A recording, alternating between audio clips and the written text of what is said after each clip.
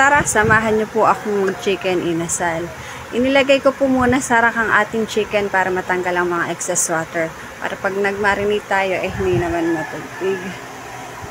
3 lang po ang sangkap na meron ako dito sa bahay, kaya yun lang ang gagamitin natin.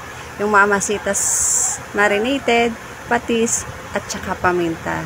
Yan, diyan ko lang po siya i-marinate. 1 hour or masigit, mas maganda. Kaya lang sa akin kasi, hindi inabot ng 1 hour at ang mga bata ay excited. Hindi ko alam kung gutom na ba sila or gusto lang nilang magluto. Isinet ko na ang ating turbo ng 200 degrees Celsius. Mga 20 minutes yung isang side. Then yung other side, hindi ko na matandaan kasi nag-add ulit ako nung hindi pa siya masyadong luto. At nakikita nyo naman na inilagay ko yung ating toyo sa loob ng turbo kasi nilagyan ko siya ng sibuyas. Gusto ko kasi maluto-luto yung sibuyas para masarap kainin. Ayan ang aking bebe, nagpa-plating. Gustong-gusto niya yung